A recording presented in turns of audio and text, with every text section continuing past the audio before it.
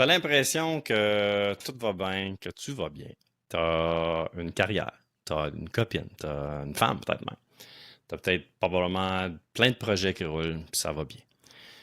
Mais dis-moi franchement, quand tu es toute seule avec toi-même, quand tu éteins ton téléphone, quand tu es dans ton silence, dans ton lit seul, la lumière fermée, qu'est-ce que tu ressens? Est-ce que tu ressens encore quelque chose ou plutôt tu as comme l'impression d'être sur un pilote automatique? Puis là, tu sens une espèce de vertige ou un espèce de sentiment de vide à l'intérieur de toi. Puis là, ça commence à te travailler un peu, là. Tu sais, oublie pas que depuis qu'on est tout petit, les gars, on nous a appris à être forts, à pas pleurer, à se serrer les dents, à pas exprimer, dans le fond, nos émotions. On nous a dit qu'un vrai homme, ça gardait ses émotions pour lui, ça restait fort.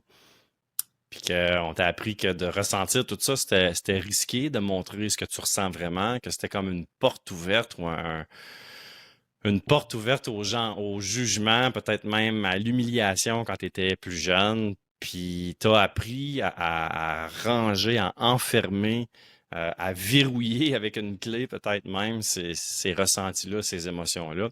Puis tu sais, au début, ça t'a servi. Ça t'a servi tout le long de ton enfance, adolescence, même probablement le début de ta vie d'adulte. Ça t'a permis aussi d'accepter, ça t'a permis de te sentir normal, de te sentir peut-être même fort, homme. Mais aujourd'hui, regarde ce que ça te coûte en ce moment. Ce que tu ressens en ce moment, c'est pas rien. Tu n'arrives pas à dire exactement ce que tu ressens en dedans sans te sentir faible ou peut-être gêné ou ridicule. Puis pourtant, tout ça est normal. Puis là, tes relations, ils sont rendus superficielles, même quand tu veux que ça soit plus.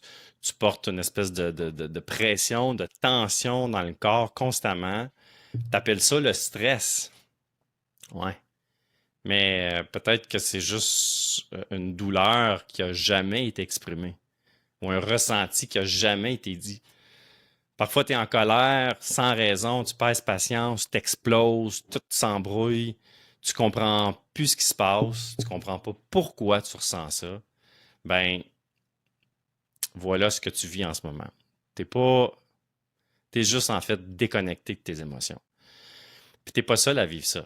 En fait, la majorité des hommes sont dans ce schéma-là. Une incompréhension ou une mauvaise pratique à exprimer leur ressenti, à mettre des mots sur les mots.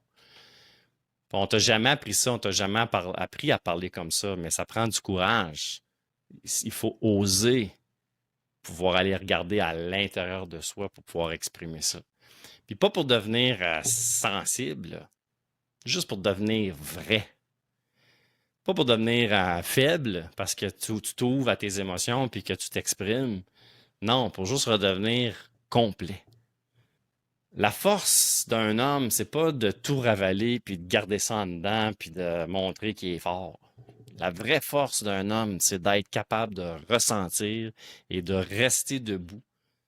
La vraie force d'un homme, c'est de pouvoir se regarder en face sans se raconter des histoires.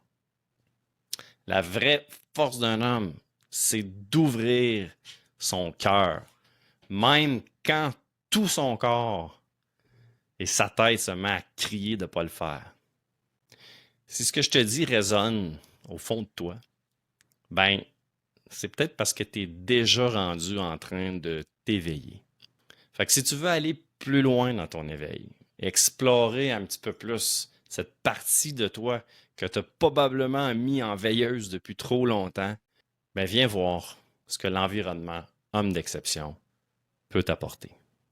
Je m'appelle Benoît Laflamme et je t'invite à rentrer en contact avec moi.